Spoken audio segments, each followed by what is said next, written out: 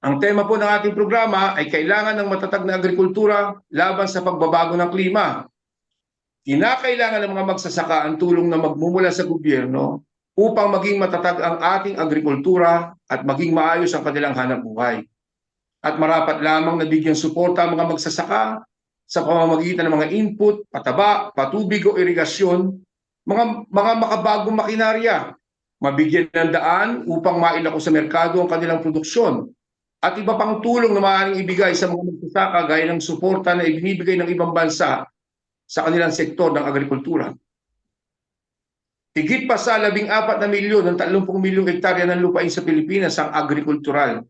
Sa kabila nito, ayon sa kilusang magbubukid ng Pilipinas, siyam sa bawat 10 magsasaka ang wala pa ring sariling lupa. Bagamat malalawak ang sakahan at taniman ng bansa o sa bansa, nananatiling atrasado, maliitin at hiwa-hiwalay ang katangian ng agrikultura sa Pilipinas.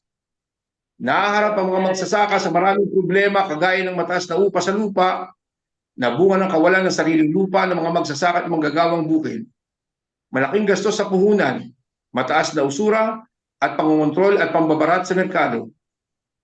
Ang 20 pesos per kilong bigas ay isa sa campaign promise. Yun lang yata ang promise ni Pangulong Ferdinand Bongbong Marcos Jr. noong 2022 presidential elections. Nakapangihina, pero wala na tayong magagawa dahil sa panahon ngayon, nagiging realidad na ito dahil sa golden prices na nga tayo. Kaya sa tuwing bibili tayo ng bigas, hindi mawawaglit sa ating isipan sa isang beses na may nagsabi sa atin na ibababa niya ang presyo ng kada kilo ng bigas. At naitatanong na lang natin sa sarili natin, nasaan ang pangakong 20 pesos na kada kilo ng bigas? Kinakailangan na ng bansa na mag-invest para sa mas murang bigas. Kaploida? Okay, good evening ulit. Kaploida, pakibanggit nga ulit, sino nga pala ang ating guest na magdidiscuss ngayong gabi? Okay. So para sa kaalaman ng lahat, ang ating guest ay walang iba kundi si Ms. Cathy Estavello, Amihan Secretary General, Bantay Bigas Spokesperson. Ma'am Cathy, good morning po. Good morning po at magandang gabi. Okay, magandang umaga dyan sa Roma, dyan sa Italy. Magandang umaga sa inyo, Miss Loida at Sir Edwin. Magandang umaga at magandang gabi, no? Magandang gabi diyan sa Roma.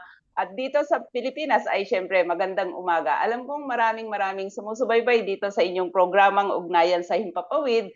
Kung kaya Ma'am Cathy, nakatagilid po ang inyong nakatagilid ang inyong video. Oh. Pakihiga po ng telepono niyo. Ay, nakahiga na, Edu. Patayuin. Nakatagilid kayo. Yan. Okay. Okay. Sige. So, Okay, muli magandang umaga, magandang okay. gabi dyan sa Italia. Okay, ma'am. Pwede po mo bang i-discuss sa amin or kung pwede ka po bang magbigay ng kaunting information tungkol sa inyong organization? So, paano, kailan, saan, at ano ang purpose ng pagkatatag ng organisasyon ninyo?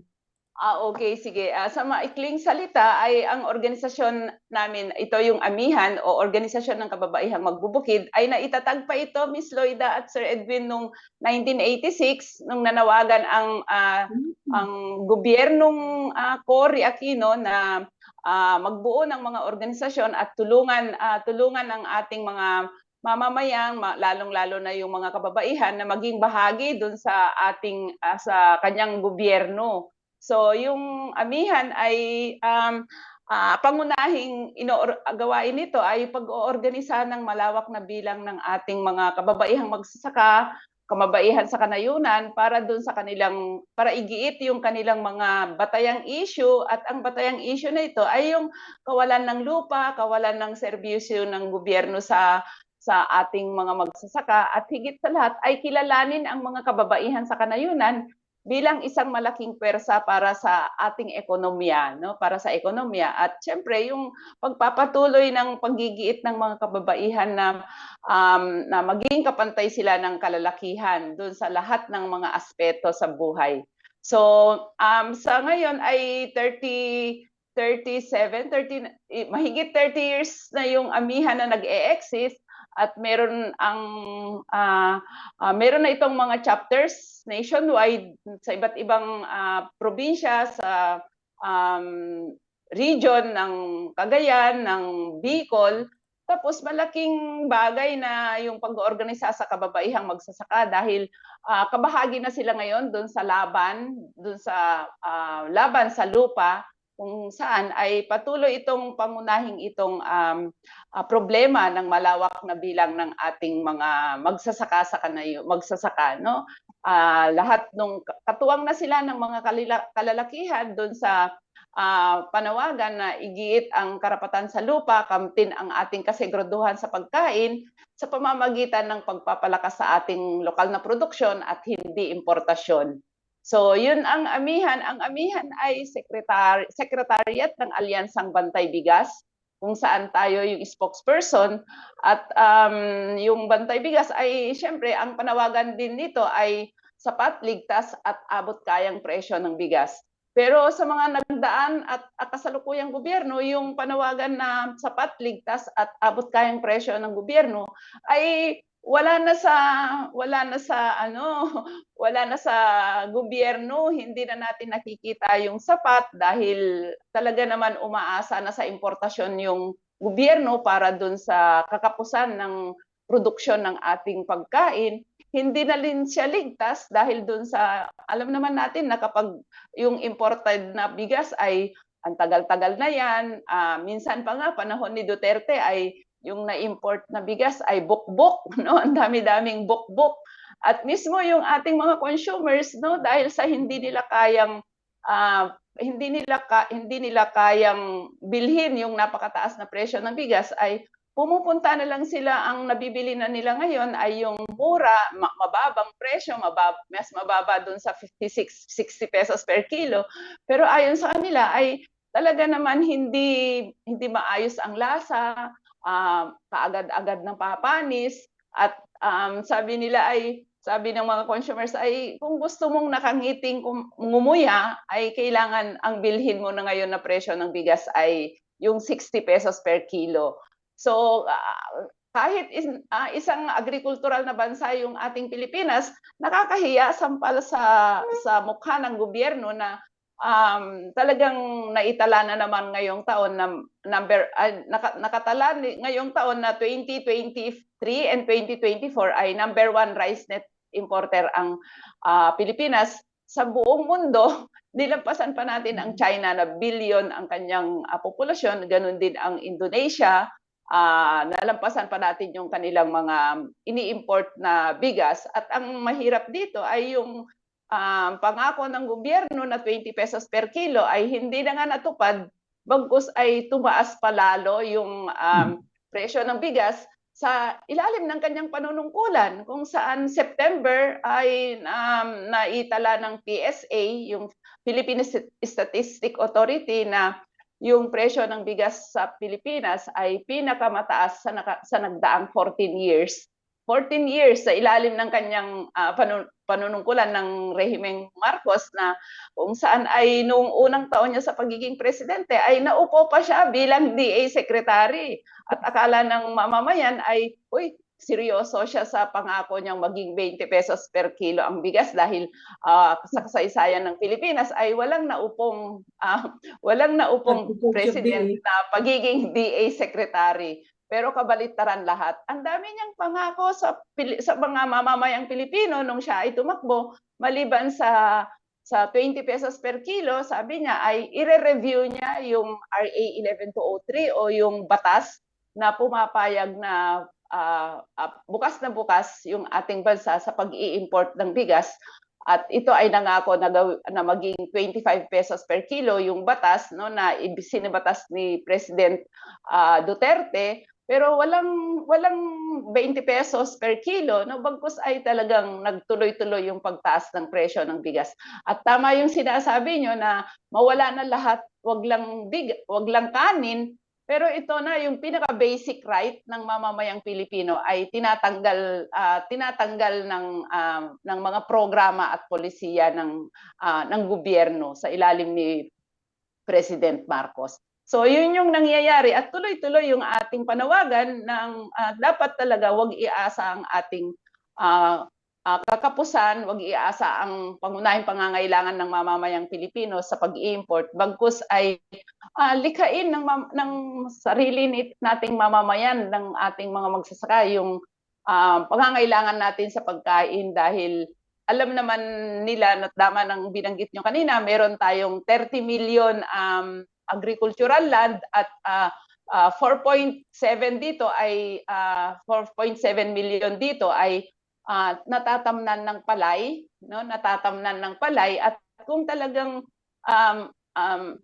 na-ensure lang ng gobyerno yung mga suportang serbisyo, mga post-harvest facilities, yung irrigation, no, kung malalagyan lang ng irrigation yung 4.7 million hectares na yan, ay talaga naman lampas-lampas pa sa pangangailangan ng mamamayang Pilipino yung lilikhain ng ating mga magsasaka. Dangan nga lang ay 59% lang ng ating rice land, yung mga taniman o yung lupain na natatamnan ng palay ay ang naaabot ng irigasyon. So isang malaking salik yung kawalan ng irigasyon sa ating mga palayan, at ganoon din yung nagpapatuloy na kawalan ng lupa sa ating mga magsasaka.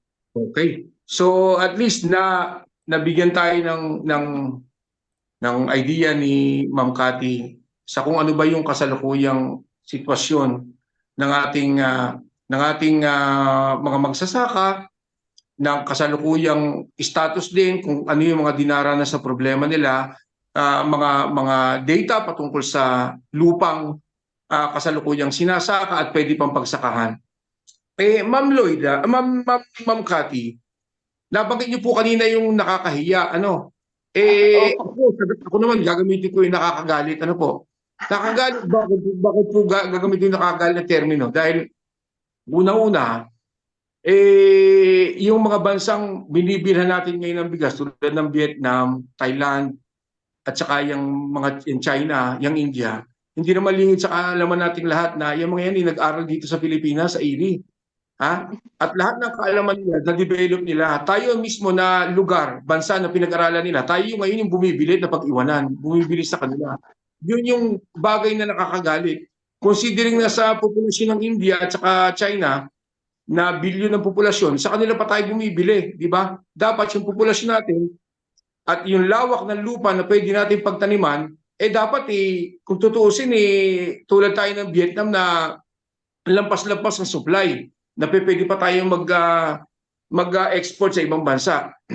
So ang tanong ko po, marami pong problema ang sektor ng mga magsasaka, lalo na sa mga magbibigas. At ako na may natutuwa, una, bago lahat, na yung palang amihan, itinayo noong 1986 na kinokompose puro kababaihan. Bibihira yan. Sa tingin ko, yan lang yung nag-i-exist ng asosasyon na puro kababaihan, ang purpose pa ay sa pagsasaka. Napaka-ano niyan. Ika nga, tipong mga palaban sa buhay at palaban sa yung ika nga, talagang pinaglalaanan ng lakas ng katawan at isip yan. Dahil alam naman natin kung gaano kahalaga ang bigas sa ating mga mamamayang Pilipino. So, balikan po muna natin, ano po, bago na-discuss na kanina yung mga kasalukuyang problema. Nabanggit ko na yung mga exporting countries na binibili natin ngayon sa ating panag-aral. Baka naman pwede nyo kami bigyan ng idea. Ano sa palagay nyo ang pinag-ugatan ng problema sa supply ng bigas? Kasi hindi naman ito problema lang ngayon Kasi during the time yung Marcos Sr., dumanas pa tayong kumakain tayo ng mais sa Luzon, di ba? Tama. Oo. Tapos meron pang National Irrigation Administration. Dahil ang nanay ko po ay Kapampangan. Alam ko sa Tarlac, talagang trabaho pa yung uncle ko sa niya. Pero dumanas tayo noon ng kakulangan ng bigas. Merong irigasyon. So ano dahilan? Bakit noon pa meron ng problema, alam na naman pala yung problema, bakit after 38 years na mapatalsik yung diktador at saka mandarambong si Marcos Sr., hindi pa rin natin nasolusyonan. Ano po bang ugat niyan? Na sa tingin niyo baka naman pwedeng tuklasin natin ngayon na maaaring baka pwedeng marinig tayo ng mga nasa gobyerno dahil kayong expert dyan Kayo yung naandun sa mismong taniman, alam niyo kung ano yung mga main problem. So, ano pinagugatan po kung ba't hanggang ngayon, yan pa rin ang problema, yung supply ng bigas? Oo, Sir Edwin, maraming salamat dun sa napakayamang tanong, napakalawak na katanungan. Para sa Amihan, ang Organisasyon ng Kababaihang Magbubukid at sa Bantay Bigas, yung pangunahing problema ng Pilipinas, no, lalong-lalo na yung ating mga magsasaka, despite yung ang lawak-lawak ng ating agricultural lands o yung taniman, no, ng pagkain ng mamamayang Pilipino, ay gaya ng nabanggit mo kanina, 9 sa 10 mga magsasaka ay walang sariling lupa. Sa kabila din ng nagkaroon ng reforma sa lupa, yung mga nagdaang gobyerno, tama yung sinabi mo kanina, si Marcos Sr. ay nagpatupad ng PD 27 noong 1972 kung saan ang coverage ng kanyang reforma sa lupa ay yung rice and corn o yung taniman lang ng palay at ng mais. So mula dyan ay nananatili ang malalawak na lupaing agrikultural, lalong-lalo na yung mga hacienda, no, na alam naman natin bago tayo iniwan ng Espanyol at ng Amerikano nung tayo ay sinakop, ay ginawang mga haciendas ang mga malawak na lupaing agrikultural ng ating bansa, at ang mga hacienda na yan ay tinukoy kung ano yung dapat itanim gaya ng tubo, ng niyog, ng mais, ng palay at ng tabako, no? Tabako. So yung mga haciendas na yan ay hindi siya na-cover ng land reform program ni Marcos, at yung rice and corn lands lang ang kanyang sinakop nung PD 27. So panahon na yan ay kalakhan pa rin sa ating mga magsasaka ay walang sariling lupa. Tapos nung pinalitan siya ni President Cory Aquino, no, nagpatupad siya ng CARP o yung RA 6657, yung Comprehensive Agrarian Reform Program. Pero sabi niya komprehensibo ito dahil lahat ng mga lupaing agricultural ay ipapaloob natin sa programa, at lahat ng mga magsasaka ay bibigyan ng lupa, no? So sa pinaka-longest o pinaka-matagal na reforma sa lupa sa buong kasaysayan ng bansayan, pero napakaraming loopholes, kumbaga ay ang daming coverage, yung coverage niya ay ang daming mga gaya ng nabanggit natin na loopholes, kung saan ay halimbawa yung Hacienda Luisita, hindi naman niya talagang ipinamahagi sa ating mga magsasaka, bagkus ay ginawa silang mga kunwari ay kasosyo na nung Tarlac Development Incorporation na Tadeco, no? So hindi physically nagbigay ng lupa, at ganoon din ay nagpatuloy, no, yung dahil sa maraming loopholes ay maraming mga magsasaka ang maraming Panginoong may lupa ang nilad use conversion nila yung kanilang mga lupa para hindi ma-cover nung programa ng rehimeng Aquino. So maliban dyan ay kailangan bayaran kung ano man yung naipamahaging lupa, kung beneficiary ka ng RA 6657 o reforma sa lupa sa ilalim ni Cory Aquino, ay kailangan mong bayaran sa loob ng 30 years, at meron pang sa napakataas na presyo, at meron pang interest ito every year. At talaga naman hindi lang kasi simpleng pamamahagi ng lupa ang dapat isipin ng gobyerno. Kailangan dapat dyan kasabay ng pamamahagi mo ng lupa, at hindi nga pamamahaging libre kasi binabayaran ng ating mga magsasaka yung amortisasyon, ay kasabay dapat yan mga post-harvest facilities gaya ng irrigation, gaya ng subsidy, libreng binhi, abono at pestisidyo, at higit sa lahat dapat meron mga patakaran na dapat bawal ang land use conversion. Sa ilalim ng programa ay nagpatuloy yung land use conversion, tuloy-tuloy ang ginawang mga subdivision, yung malalawak na lupaing agrikultural na nagpapatuloy hanggang ngayon, no? Mas tupitindi ang mga land use conversion ngayon. At kahit yung mga lupa ng mga magsasaka na ipanalo nila, na ipagtagumpay nila dahil sa kanilang mga pagkakaisa, dahil sa kanilang pakikipaglaban sa suporta din ng iba't ibang sektor ng ating lipunan, ay naaagaw muli ng mga Panginoong may lupa, mga negosyante, at kung hindi nila kayang gawin sa mga legal na proseso, ay dinadahas yung ating mga magsasaka. Talagang land grabbing, massive land grabbing ang nangyayari ngayon.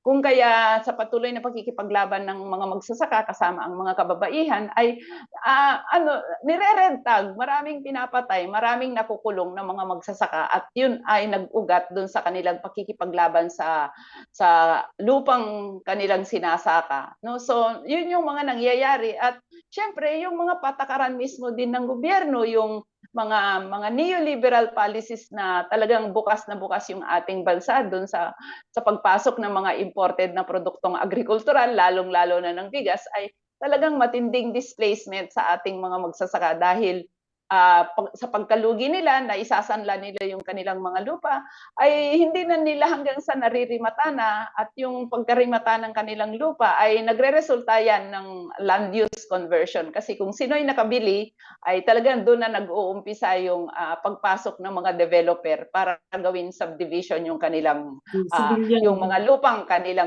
mga nasasanla o sinanla. Kasabay din yan ay yung nagpapatuloy yung mataas na gastos sa produksyon, gaya nung nabanggit nyo kanina.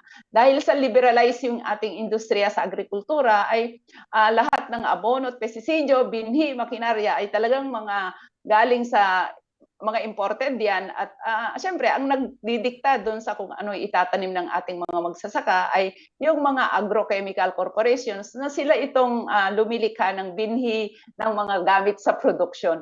Kaya tuloy-tuloy yung pagtaas ng production cost ng ating mga magsasaka, at dagdag pa ito halos linggo-linggo na pagtaas ng presyo ng langis, kung saan ay talagang malaking karagdagan yan doon sa cost of production ng ating mga magsasaka, dahil gumagamit sila ng langis sa panahon na sila ay nag-aararo, no?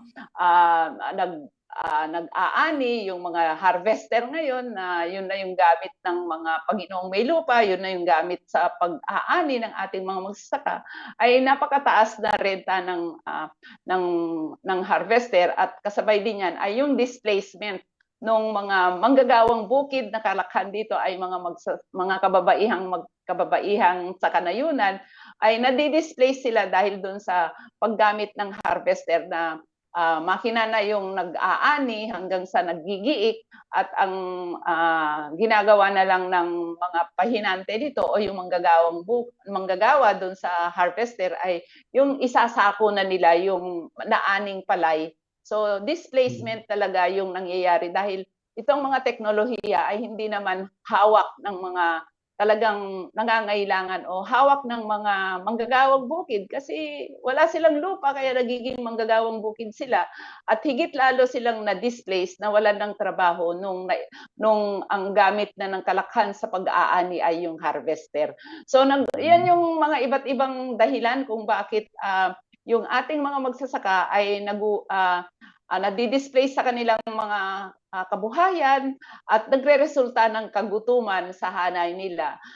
Mismo ang PSA ay naglabas ng datos na yung hunger, no, yung nagugutom sa mamamayang Pilipino ay tumaas ng hanggang 12.6% mula sa 9% nung mga nagdaang taon. Nitong last quarter ng 2023 ay umabot ng 12.6% ang nagsabi na sila ay nakakaranas ng involuntary hunger dahil doon sa napakataas na presyo ng mga bilihin, lalong-lalo na ng pagkain, ng bigas, at kasama na rin ang ating mga magsasaka doon sa nakakaranas ng kagutuman dulot ng kawalan ng suporta ng gobyerno, at nagpapatuloy na nabibili sa mababang presyo yung kanilang palay, habang napakataas yung kanilang gastos sa produksyon. Talaga palang malalim ng pinag-ugatan. At yung mga pinag-ugatan niyan ay tila ba kulang sa solusyon at hindi pinagtutuunan ng pansin. So Kap Lloyda, baka may tanong ka kay Ma'am Okay, Cathy? dagdag lang po. Okay, Ma'am Cathy, dagdag lang po. Sa umiiral ngayon na problema sa mataas na presyo ng bigas, dahil alam naman natin na ang presyo ng bigas ang siyang pangunahing food necessity nating mga Pilipino. So ano po ang nakikita nyo na posibleng maging solusyon o ano ang dapat gawin ng gobyerno para masolusyonan yan? It is a long-term, it needs a short-term and long-term solution. Oo nga, Miss Lloyda, actually, bagong upo yung presidente, nag-submit tayo ng agenda ng mga magsasaka at ganun din ay yung agenda ng mga magsasaka na isinabmit natin ay para sa attainment ng ating kasiguraduhan sa pagkain. So yung long-term solution na ating inihapag ay syempre ay yung pagpapatupad ng tunay na reforma sa lupa at kasabay ng pamamahagi ng libreng lupa sa ating mga magsasaka, no? Dahil kanina nabanggit natin na 9 sa 10 mga magsasaka ay walang sariling lupa. Buwagin yung mga hacienda system, yung mga malalawak na hacienda dito sa Pilipinas ay dapat ipamahagi yan sa mga magsasaka ng libre para matamnan ng ating mga pangunahing pagkain. So tunay na reforma sa lupa, libreng pamamahagi ng lupa sa mga magsasaka, kasabay niyan ay mga ensure yung irrigation sa lahat ng taniman ng pagkain ng mamamayang Pilipino at syempre yung subsidy, no, ng mga magsasaka. Dapat gawin niyang prioridad ng kanyang administrasyon yung agrikultura sa pamamagitan dapat ng paglalaan ng 10% sa ating national budget para sa budget ng ating pagkain, no, pagpapalakas sa ating pagkain. Dahil alam nyo ba, Miss Lloyda at Sir Edwin, ang nakalaan lang na budget para sa industriya, para sa attainment, para sa kasiguraduhan sa pagkain ng mamamayang Pilipino ay 3.3% doon sa national budget. Napakababa, no? Napakababa, sobrang napakababa. Ang swerte pala ng 125M. Oo, napakababa kung titingnan natin. Doon mo palang makikita na hindi prioridad ng Administrasyong Marcos yung pagpapalakas sa ating lokal na industriya. So, yun, tunay na reforma sa lupa, suportang serbisyo sa ating mga magsasaka, subsidy sa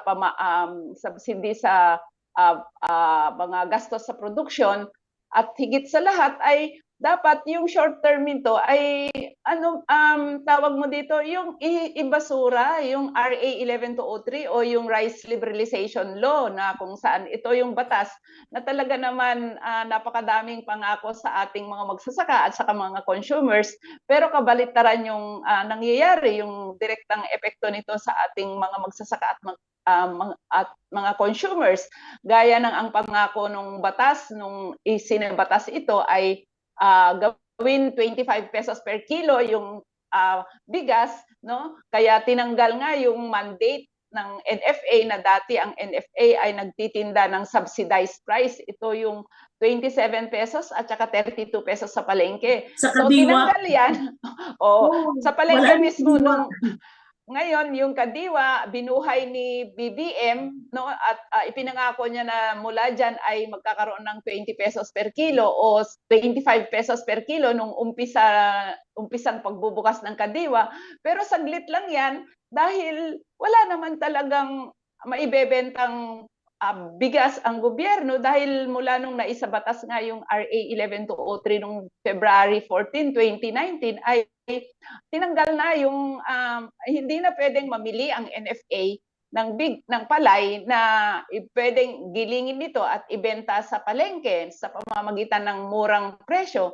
Ang nagiging gawain o mandate na lang ng NFA ay bumili ng palay sa ating mga magsasaka at i-stock niya ito at gagamitin sa panahon ng mga emergencies at calamities, no? Emergencies at calamities. Ibig sabihin, buffer stocking na lang ang NFA para sa emergencies at calamities. So, yung buong trading function ng NFA dati bago na isabatas yung RA 11203 ay ibinigay na sa mga pribado. Pag sinabi natin pribado, syempre yan yung mga millers, mga traders, mga importers, na sila yung yung mamili, sila yung nakakabili na dun sa kalakhang ani ng ating mga magsasaka, at kasabay niyang pamimili ng kalakhang ani ng ating mga magsasaka, sila din yung mga importers na nag-i-import ng bigas, kung kaya sila yung may hawak doon sa produksyon ng palay, at pinapagiling nila ito, kung kaya sila din yung nakakapagtakda ng presyo ng bigas sa merkado, no? Kasi wala naman hawak ang gobyerno na ilabas kapag napakataas ang presyo ng commercial rice, ay dapat maglabas siya ng subsidized price para mahila niya pababa yung presyo ng bigas. Pero tinanggal nga yan, kaya sa 5 years na implementation ng batas ay talagang nakita natin yung pagsirit ng presyo ng bigas, na yung dating presyo na dinatnan ni BBM nung siya ay presidente ay 38 pesos, at ito nga, pangako niya nga yung 20 pesos, ay umabot na ng 54 pesos, 67, 58 na yung presyo ng bigas na nabibili sa merkado, no? So walang nagawa yung gobyerno. Oo, may 70 pa. Walang nagagawa yung gobyerno kasi sa ilalim ng batas ay bawal siyang mangialam sa presyuhan ng bigas sa merkado. So yun yung nangyayari. Talaga naman, para sa kakagyatan, sabi namin, ay dapat ibasura niya yung RA 11203. Kung hindi man niya maibasura agad kasi batas yan, ay maglabas siya ng executive order na ihinto yung pansamantala, ihinto yung implementasyon ng batas para maibalik sa NFA yung trading function nito, na dati naman niyang ginagawa, na siya yung mag-i-import kung ano yung dapat kakapusan lang siyang kanyang i-import, at higit sa lahat ay palakihin niya yung kanyang budget sa pamimili ng palay ng ating mga magsasaka sa mataas na presyo para hindi lugi yung ating mga magsasaka, at ipagiling niya ito at ibenta sa palengke sa pamamagitan din ng subsidized price para may pagpipilian yung ating mga consumers na mababang presyo, at mula dyan sa mababang presyo na benta dapat ng gobyerno ay mapapababa niya yung presyo ng commercial price na bigas, dahil syempre ang bibilhin ng malawak na bilang ng ating mga consumers ay syempre yung murang bigas. Kaya matitiyak nito na magbababa din ang presyo ng commercial rice para yung kanilang mga stock ay maubos. So yan dapat ang role ng gobyerno, pero hindi niya ginagawa. Yan yung mga agenda na ating mga isinabmit sa kanya nung umupo siya sa pagiging DA Secretary. Pero kabaliktaran lahat yung kanyang ginagawa. Bagkus ay talagang ipinagpatuloy niya yung mga patakaran ng pag-aangkat ng bigas, at hindi lang yung RA 11203, hindi niya nga naibasura, ay pinirmahan pa pumirma pa yung kanyang administrasyon doon sa agreement ng RCEP o yung Regional Comprehensive Economic Program, na mas magpapadala doon sa pagpasok ng mga produktong agrikultural dito sa ating bansa, na meron itong layunin na hanggang zero tariff yung kokolektahin doon sa mga agricultural, mga produkto na ipapasok ng mga bansa na bahagi doon sa Regional Comprehensive Economic Partnership, na ang nangunguna dyan, ang nagtulak dyan ay yung China. So ganun yung nangyayari habang niyayakap ng gobyerno, habang ipinagpapatuloy yung implementasyon ng mga batas na nabanggit natin, ay kailanman hindi natin ma-attain yung ating kasiguraduhan sa pagkain. Kailanman ay hindi talaga natin makikita yung 20 pesos per kilo na pangako ng gobyerno. At ngayon ay binabanggit na ng kanyang administrasyon na pangarap na lang yung 20 pesos per kilo. Hindi na siya talaga, wag na tayong umasa na magkakaroon, dahil mismo na talagang isinuko na ng gobyerno yung pangako nito na 20 pesos per kilo sa ating mga kababayan. Ma'am Cathy, maraming salamat po na mention niyo lahat yung mga pwedeng solusyonan, at kung ano din yung mga dahilan na kinakaharap ng problema ng ating mga magsasaka. Tatanong ko sana sa inyo, kasi nasagot niyo na yung itatanong ko sana sa inyo patungkol dun sa land conversion. Yung mga batas patungkol dito, yung moratorium, at saka yung mga buwayang yung negosyante na nagsasalita na dito. Kaya imbis na madagdagan yung ating mga lupang sakahan, sinasamantala nila yung kahinaan ng ating mga magsasaka na imbis na ipagpatuloy ang pagsasaka, ibinebenta sa kanila o ginigipit sila. Mabibigyan katanungan na ilabas dito sa aming nakalinyang tanong kasi nabasa ko lang yung isa sa mga tanong, isa sa komento ng ating mga tagapanood ngayon sa live, si Kap Tony. Nabanggit niya yung mention ng ng kartel. Alam naman natin lahat na may kartel ng bigas, hindi lamang kartel ng crudo, pero mas matindi yung kartel ng bigas. At sa mga nakaraang hearing, nung bagong pumasok siyang Department of Agriculture Secretary, si Pangulong Ferdinand Marcos Jr., isa yan sa kinakalampag ng mga oposisyon at saka ng mga taong involved dito sa usapin ng problema ng bigas. Yung kartel na hanggang ngayon wala naman siyang naipakulong. At maaaring isa nga din yan sa dahilan kung bakit bukod sa kakulangan ng suporta, ayuda at tulong sa mga magsasaka at yung patubig kung ano man, ano ang paniwala ninyo? Malaking factor din ba yung kartel na yan sa usapin ng kakulangan ng supply at patuloy na pagmahal at pagtaas ng presyo ng bigas? Oo, tama yung sabi mo, Sir Edwin.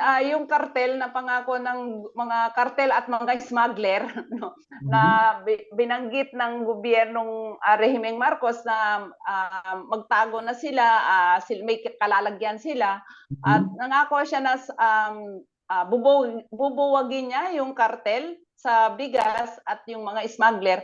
Pero hanggang ngayon ay dito mo nakita na wala siyang ngipin para ipatupad yung kanyang mga pangako dahil wala naman nakulong, wala din naman naparusahan. At tama yung banggit nyo na nagpapatuloy yan kung kaya yung monopolyo sa presyo ng bigas ay nagpapatuloy, yung monopolyo sa paghawak sa mga produktong agrikultural. At hindi lang bigas ang ngayon ang kinakartel, kundi kasama na yung sibuyas.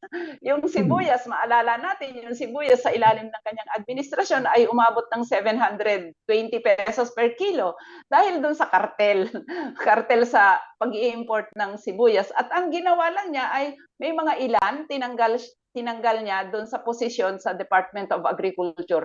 Pero yung mga talagang tao sa likod ng mga smuggling at kartel na yan ay nananatiling nakalaya, nananatili sila doon sa kanilang ginagawa at sa negosyo, no? Negosyo nung industriya natin sa agrikultura, lalong-lalo na yung bigas at saka sibuyas.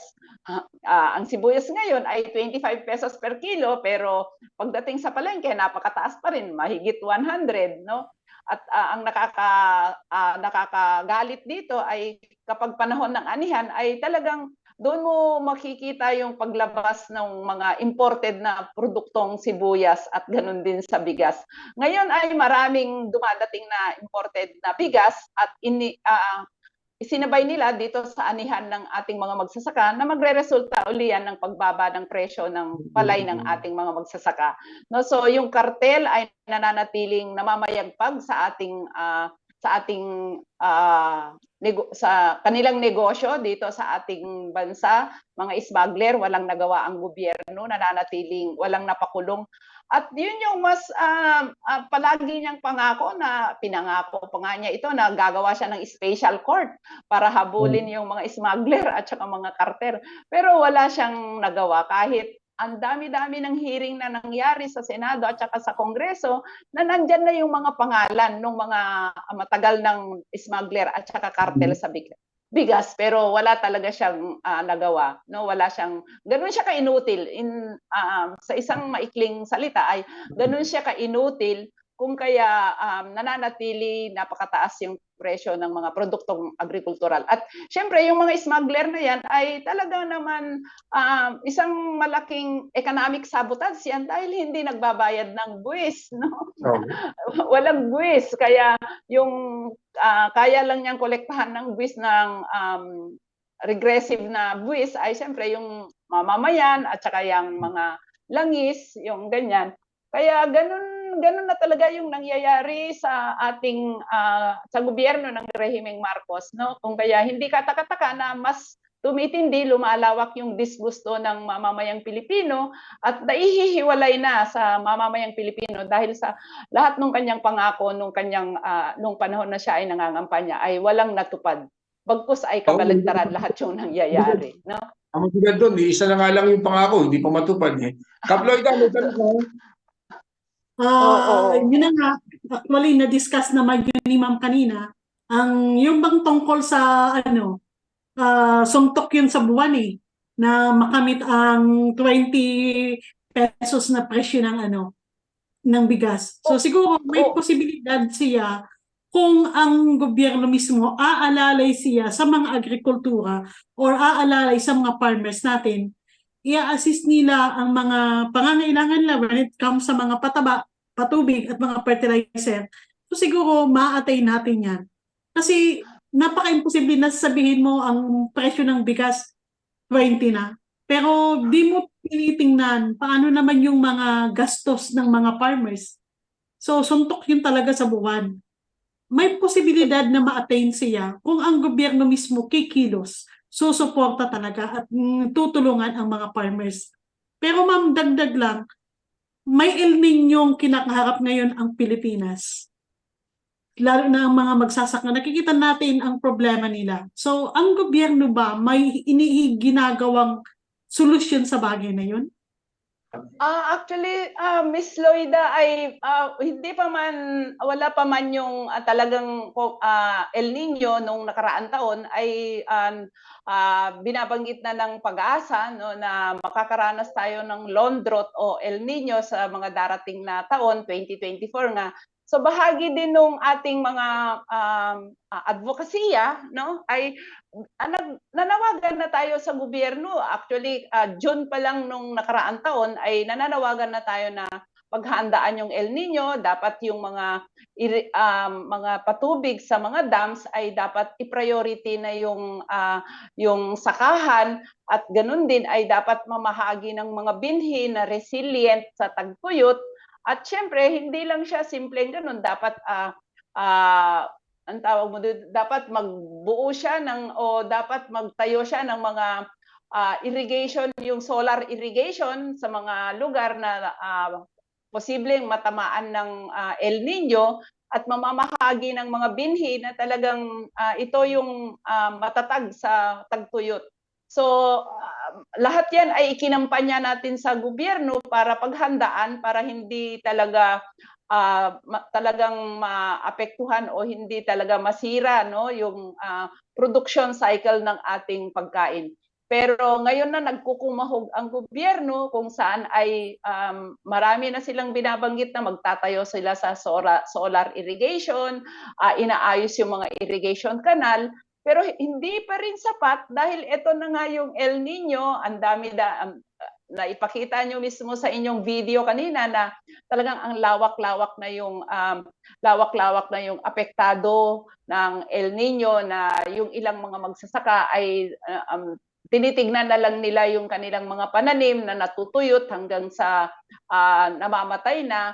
Ganon yung nangyayari ngayon at siyempre yung epekto ng El Nino, dahil irreversible talaga yung epekto ng El Nino, dahil hindi lang isang probinsya kundi ilang probinsya, thousands of hectares na ang hindi mapapakanimbangan ang palay dahil nangamatay na.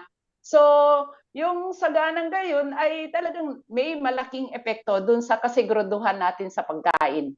No, may malaking epekto dahil siyempre yung simpleng 1 hektarya na hindi mo maanihan sa average yield na 80 kabans ay napakalaki yan doon sa ating pangangailangan sa pagkain. So ito lahat yung mga iba't ibang pinoproblema ng mamamayang Pilipino na posible yung presyo ng bigas ay mananatiling mataas, no, mananatiling mataas. At ang nakakalungkot nga dito ay nung pumunta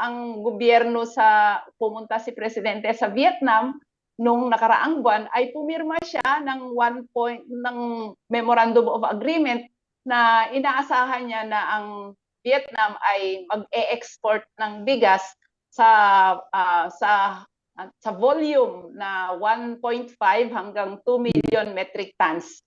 1.5 to 2 million metric tons na bigas sa loob ng 5 taon. So doon pa lang mo makikita na talagang walang ilusyon ang gobyerno na palakasin yung ating lokal na produksyon sa pamamagitan ng pagtulong sa ating mga magsasaka doon sa mga batayang pangangailangan nila para ma-ensure yung produksyon, tuloy-tuloy na produksyon ng ating mga magsasaka. So, yung mga ganyan tunguhin ng gobyerno ay talagang mananatili yung pagiging number 1 rice net importer ang bansa. At yung El Nino ngayon ay talagang nananawagan na tayo, no? Nandiyan na yung El Nino, nananawagan na tayo ng subsidiya, tulong ng gobyerno sa ating mga magsasaka, subsidy, no? Ayuda sa ating mga magsasaka at dapat i-fast track yung mga pagtatayo ng mga solar irrigation, kasabay niyan ay mamamahagi na dapat ng irrigation deep well facility sa mga magsasaka kasi magkano lang naman ang deep well facility, no? Umaabot ng mga 25,000 per deep well. So pwede yan ay pwedeng makagamit diyan ay 5 mga magsasaka, lalong-lalo na doon sa mga bagong tanim na mga palay ng ating mga magsasaka. Diyan sa Bulacan, pumunta ako nung isang araw ay talagang yung mga palay doon ay hindi pa nagbubuntis o hindi pa lumalabas yung uhay at inaasahan na talagang yun yung may kakagyatan na pangangailangan ng mga deep well facility na dahil wala na talagang dumadaloy na irrigation wala na talagang dumadaloy na tubig sa kanilang mga irrigation. Ang mahirap dito ay ang dami-dami natin dams, no? Ang dami-daming malalaking dams na itinatayo pero hindi prioridad yung pagpapatubig sa ating mga palayan, kundi ito ay mga ginagamit sa kanilang mga negosyo. So, yun yung mga malungkot na realidad na lagi kaming nananawagan na dapat magkaisa ang malawak na bilang ng mamamayang Pilipino, hindi lang mga magsasaka. Yung mananawagan na gawing prioridad ng gobyerno yung ating industriya sa agrikultura dahil ang usapin sa pagkain, ang usapin sa sikmura ay hindi lang mga magsasaka ang nakakaranas dito, kundi yung buong mamamayang Pilipino. Kasabay din yan ay nagpapatuloy yung ating panawagan na ihinto yung nagpapatuloy na land use conversion. Diyan sa Laguna, kung saan nandun yung pag-oorganisa natin ng kababaihang magsasaka, ay yung isang barangay, maliit na barangay, ay 17 hectares na ang na land use conversion kahit yung lupain na yun ay irrigable, na aabot ng irigasyon, no? Ay biglang may itinayong subdivision, kung kaya yung kanugnog ng mga palayan ay huminto na rin yung daloy ng irigasyon dahil nasarahan na yung irrigation canal. So ganun yung mga nangyayari at hindi katakataka na massive yung land use conversion sa ating bansa dahil nung panahon ni President Duterte, nung kanyang pagiging presidente ay naglabas ito ng executive order na number 19 executive order number 19 series of executive order number 1 series of 2019 fast tracking land use conversion. So, mismo doon sa gobyerno na yun, ay sabi niya, i-fast track na natin yung pagla-land use conversion. Kung dati inaabot yan ng taon dahil sa napakaraming hearing ang inaabot, ay gawin na natin hanggang 3 months lang yung pagdidesisyon sa mga lupaing kino-convert ng mga Panginoong may lupa at ng mga negosyante. So, lahat yan... Ma'am Cathy, mapupun ko kayo. Kasi doon sa binanggit niyo yung land conversion na yan, na batas na pinapirmahan noong panahon ni Duterte, merong isang katanungan dito yung isa nating kasama, si Capromeo Sergio Jr. Isa sa mga critical na component ng agricultural production na yung lupa. Ano daw po ang ginagawa ng inyong sektor, ng inyong organisasyon para iprotesta, pigilin o patigilin totalmente ang illegal conversion ng lupa ng kutsabahan ng gobyerno at malalaking kapitalistang komersyo? Although may naisa batas na po nung sinasabi niyo nung panahon ni Duterte na pinap-fast track yung pag-aalaw. Ano po naman ang ano po yung ginagawa ng amihan at ng iba't iba pang organisasyon ng mga magsasaka para kalampagin itong mga mapagsamantalang ito? Oo, tama ka, Sir Edwin. Actually, yung ginagawa natin, siyempre, dinadala natin sa korte, dinudulog natin ipinafile natin sa Department of sa DAR, sa Department of Agrarian Reform, yung pagla-land use doon sa ginagawang mga land use conversions. At kasabay niyan ay dahil alam naman natin yung korte, alam naman natin yung ahensya ng gobyerno kung kanino sila talaga pumapanig, no? Kanino talaga sila pumapanig, ay talagang patuloy yung ating pag-oorganisa. Hindi lang doon sa mga magsasaka na biktima o apektado doon sa land use conversion, kundi pati yung mga iba't ibang sektor sa kanilang mga komunidad ay inoorganisa natin sila na maging bahagi doon sa kampanyang bawal ipalitang gamit yung lupain ng ating mga magsasaka dahil napaka-produktibo, talaga naman may irigasyon at nagkakaepekto yan sa kaseguruduhan sa pagkain sa kanilang mga komunidad, ay yung mapakilos natin sila, no, makapagpahayag sila na sa gobyerno na talagang ipagbawal yung wag ituloy yung mga land use conversion na yan. At dumudulo yung pakikibaka natin doon sa pagbabawal o doon sa pagpapahinto sa mga land use conversion sa pamamagitan ng buong pamilya na ang talagang kumikilos to the point na sa pamamagitan ng kanilang mga pagkakaisa ay namimilitarize sila dahil talagang ipipilit ng mga land grabber, mga developer yung kanilang layunin doon sa kanilang lugar, ay talaga naman yung ating mga magsasaka ay 24/7 sila nagbabantay, no, yung ganyan, at laging ine-expose yung mga nangyayari sa kanilang lugar, problema sa usapin sa lupa sa kanilang lugar, ine-expose, nagpe-presscon, yung kanilang mga problema ay dinadala sa mga eskwelahan para yung mga estudyante ay alam nila yung nangyayari sa kanilang lugar, at malaking bagay na susuporta sila doon sa kampanya ng mga magsasaka.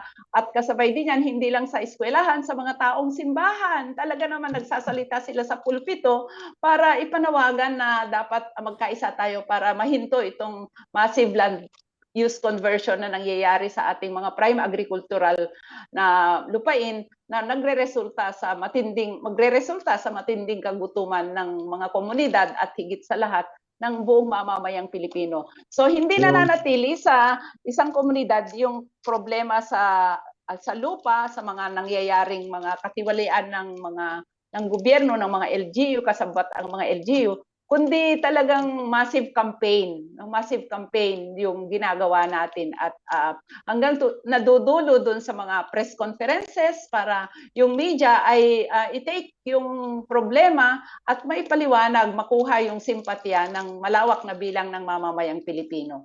So nagpapatuloy yung mga ganyan, nagpapatuloy yung mga ganyang ginagawa natin, Sir Edwin at Ma'am Loida. Mabigat po talaga ang labang kinakaharap ng ating sektor ng mga magsasaka.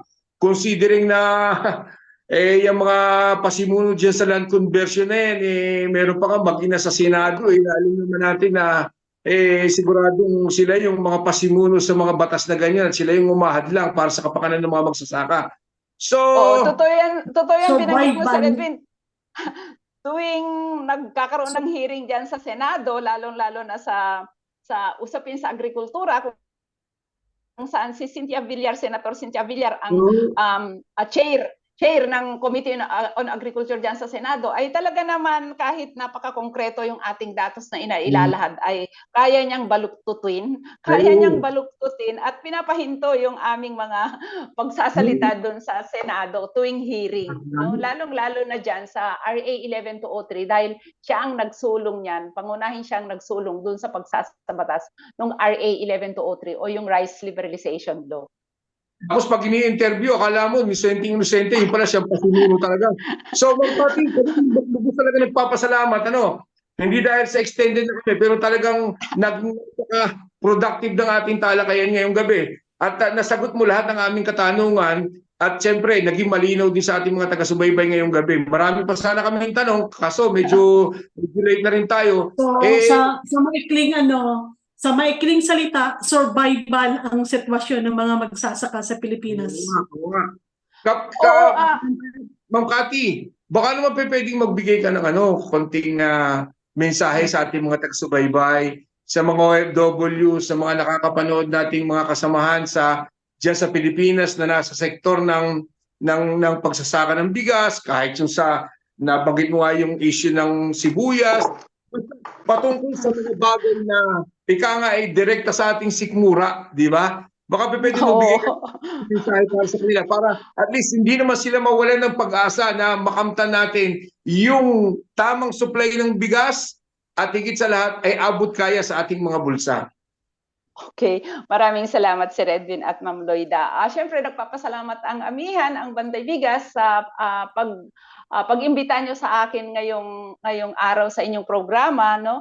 At alam ko na halos lahat ng ating mga kababayan diyan sa Italy, mga migrante ay mula sa uring magsasaka, kung kaya sila pumunta diyan dahil sa hirap ng buhay at gusto nilang makatulong sa kanilang mga pamilya. Kasabay niyan ay siyempre kahit nandyan kayo ay malaki yung maiaambag nyo doon sa patuloy na panawagan ng mga magsasaka namin dito na tanging sa pagpapatupad ng tunay na reforma sa lupa at mga tulong, subsidiya ng gobyerno, mga suportang serbisyo, no, at kasabay nung panawagan natin na ibasura yung lahat ng mga di pantay na kasunduan na pinirmahan ng gobyerno sa ibang bansa, sa mayayaamang bansa, ay nananawagan ang mga magsasaka sa ilalim ng Amihan na dapat tayo ay magsama-sama, kumilos para kondenahin yung rehimeng Marcos, no? Singilin sila dahil dun sa mga iba't ibang kontra magsasakang mga patakaran nito, mga polisiya na talagang kitang-kita natin kung kanino ba naglilingkod yung kanyang mga polisiya na yan, kundi sa mga dayuhan at mga negosyante. Kaya alam ko, no, pwede kayong gumawa ng mga statement, mga press releases, no, mga press releases na pagkondena din dun sa nangyayari dito sa Pilipinas dahil ang apektado ay yung inyong mga pamilya na naiwan dito. Ayaw natin manahin ng ating mga salinlahi yung ganitong sitwasyon na baon sa utang, hirap na hirap, gagutuman, no, walang mapasukang trabaho, kundi sa pamamagitan ng ating pag-oorganisa, pagpapakilos at pagmumulat sa malawak na bilang ng mamamayang Pilipino ay magreresulta ito ng talagang may malaking boses para singilin yung gobyerno at ipanawagan na gawin niyang prioridad yung kanyang industriya sa agrikultura. At alam naman din namin na balang araw ay babalik kayo dito sa Pilipinas at syempre ang hinahanap natin ay yung gobyernong talagang yayakap doon sa mga problema ng malawak na bilang ng mamamayang Pilipino. Kaya tuloy-tuloy lang ang ating pag-oorganisa, pagpapakilos para sa pagsusulong ng ating mga batayang karapatan, no? Kaya nagpapasalamat kami, no? Salamat.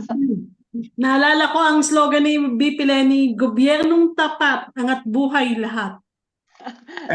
Oo. At syempre kasama din kayo. Oo, Sir Edwin, isa na lang at Miss Loida, kasama kayo dun sa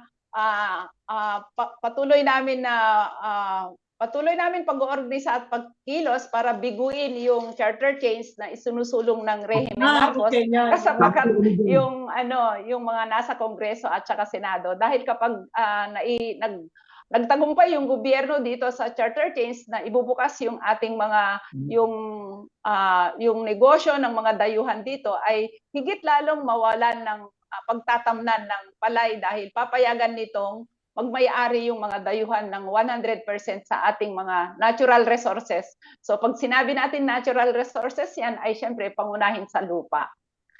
Tuloy ang natin ng Cathy, hindi tayo titigil diyan. Hindi pumikit, hindi natin pipikitan yung laban na yan, huwag kang mag-alala. So maraming salamat Ma'am Cathy ha. Ibig ko sabihin, gusto ko lang hilingin sa'yo na sa mga susunod pang panahon, susunod na araw, dahil alam naman natin itong problema ng usapin ng bigas at saka ng mga magsasabi. Mahabang proseso bago masolusyonan. So malamang, request namin, from time to time, baka pwedeng maabala ka uli namin dahil alam naman namin hindi rin madali para sa tulad mo na gumising ng alas 3, alas 4 na madali. Maraming salamat po. Hanggang sa Sige po, ulitin. maraming salamat po. Maraming salamat. Okay. Okay, Maraming sige po, salamat thank din you at po. mabuhay ang inyong programa. Mag-ingat kayo lagi. Thank you very much. Salamat. Salamat po. Sa uulitin.